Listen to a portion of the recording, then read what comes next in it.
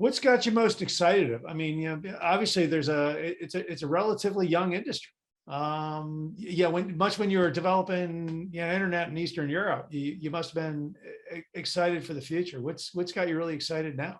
I mean, satellites have been around for decades. I mean, but it's been what we call new space Right. and the affordability of space, and people like SpaceX that made it cheap to get rides into orbit. But now you have Rocket Labs and ABL and all these new guys launching cheap rockets.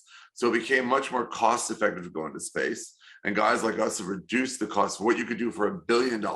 I can now do for $10 million in terms of a satellite. So you don't need to spend $1 billion anymore to build a satellite we could have the same functionality on a $10 million satellite. It's a big difference. And so that is what's exciting, is all the different applications that we can now do for low Earth orbit that couldn't be done before. And at a price point that makes it all different kinds of missions doable that you couldn't do before.